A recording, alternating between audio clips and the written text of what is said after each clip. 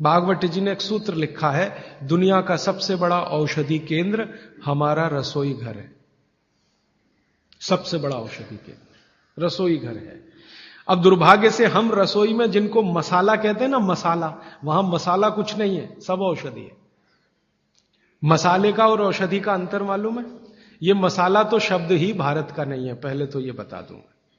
ये अरबिक शब्द है, फारसी से अरबी में आया, अरबी से हमारे घुस गया, हिंदी में और जगह जगह घुस गया। ये विदेशी आए तो ये शब्द भी आया। हिंदुस्तान में 17वीं 18वीं शताब्दी का साहित्य जब मैं पढ़ता हूं तो जब तक मुगलों का राज्य रहा तब तक मसाले शब्द का बहुत उपयोग है। मुगलों के राज्य के पहले एक भी जगह किसी भी शास्त्र में मसाला नहीं है। चरक संहिता पढ़ी मैंने, कहीं भी मसाला नहीं है उसमें। सुश्रुत में कहीं मसाला नहीं है, बागवट की कहीं मसाला नहीं है। पुराने जितने लेखक हुए हैं ना 10वीं शताब्दी के पहले के, कहीं भी किसी ने मसाले शब्द का इस्तेमाल ही नहीं किया। हर जगह है तो औषधि है, औषधि औषधि, जीरा औषधि, धनिया औषधि, ये औषधि के रूप में है। तो इनकी जो प्रॉपर्टीज हैं रसोई घर की, औषधियों की, ये सब आपके चिकित्सा के लिए है। अब मुझे समझ में आता है कि हमारे पुराने जमाने की माताएं बहनें, जो हमारी दादी हैं, नानी हैं, उन्होंने अपनी अपनी बेटियों को जो कुछ सिखाया, सब्जी बनाना तो क्या क्या डालना, जीरा चाहिए, धनिया चाहिए, हींग चाहिए, मात्रा कितनी कितनी चाहिए, वो सब बड़े वैज्ञानिक और चिकित्सक लोग रहे होंगे। क्योंकि रोज हमारे शरीर में वात पित्त कफ की स्थिति सम और असम होती रहती है। आप जानते हैं सुबह जो है ना वात ज्यादा होता है शरीर में, सुबह सुबह, दोपहर को पित्त ज्यादा होता है, शाम को कफ ज्यादा होता है। तो ये पूरे 24 घंटे में ऊपर नीचे होता रहता है।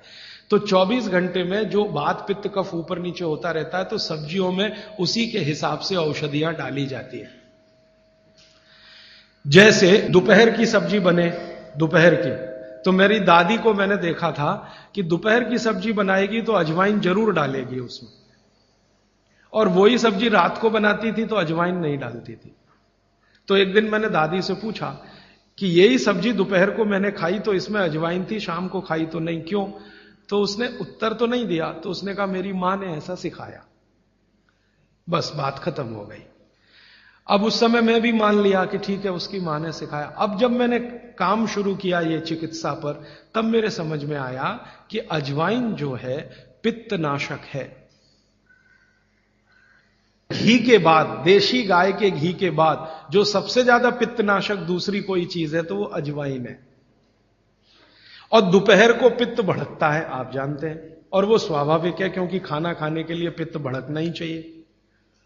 तो उस समय अजवाइन डाली जाती है सब्जी में, क्योंकि दोपहर को ही शरीर को अजवाइन की जरूरत होती है पित्त को सम पे लाने के लिए।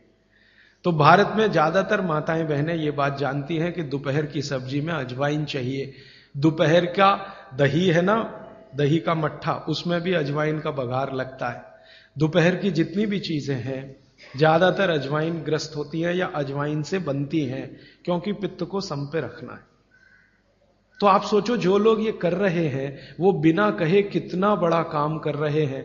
हमने उसका वैल्यूएशन नहीं किया, ये हमारी मूर्खता। हमारे यहां तो एक बहुत बड़ा दुष्कर्म इस देश में हुआ है। अंग्रेजों के हम गुलाम हो गए तो सब कुछ हम भूल गए, अपनी चीजें। अंग्रेजों ने जो सिखाया वही हमें याद है कि स्त्रियां जो कर रही हैं वो किसी डॉक्टर से कम नहीं है।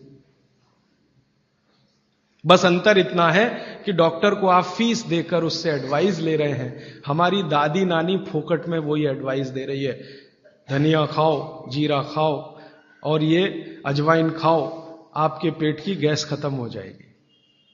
और ये 3500 साल से वैसे का वैसा ही है। अजवाइन खाओ तो गैस खत्म होती ही है, कभी भी आप करके देख लो।